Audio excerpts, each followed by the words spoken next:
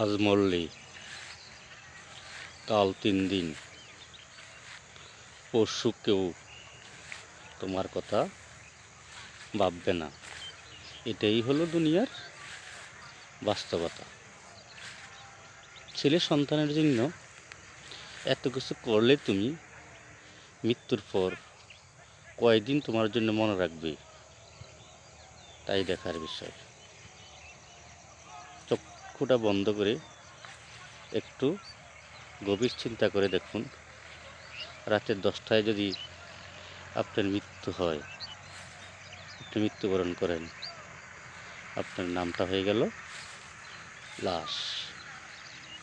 আপনজনে আপনার গায়ে থেকে আপনার পরিহিত জামা কাপড় খুলে ফেলবে, মসজিদ থেকে পালঙ্ক বা খাটিয়া এনে গোসল দিয়ে রাখবে।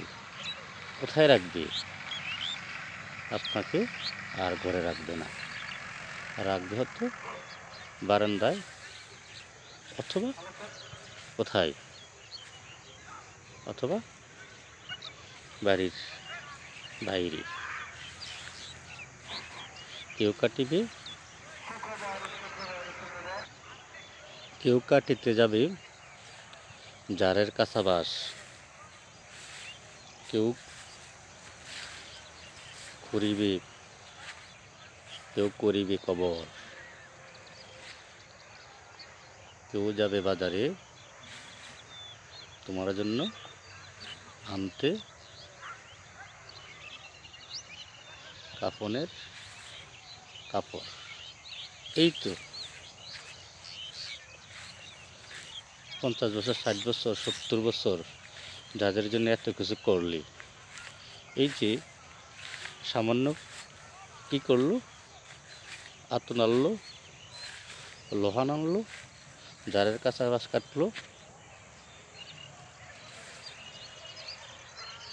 সাদা কাপড়ে মুড়িয়ে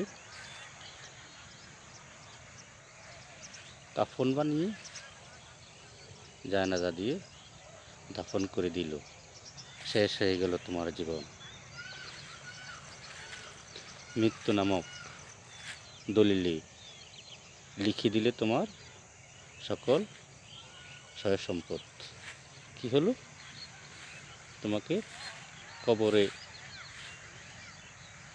রেখে সবাই বাড়িতে এসে কি করলো? সম্পদ নিয়ে ভাগ বাটোয়ারা করতে শুরু করলো। কে উত্তর দিকের জমি নেবে, কে দক্ষিণ পাশের অংশ নেবে, কেউ 10তলা বাড়ি নেবে, কেউ 1তলা বাড়ি নেবে, কেউ গাড়ি নেবে। এই তো কি করলে? অবৈধ পথে এত কিছু করে তুমি কি নিলে? 3 টুকরো সাদা কাপড় তো নিতে পারলে, তাহলে কি প্রয়োজন ছিল এত কষ্টের?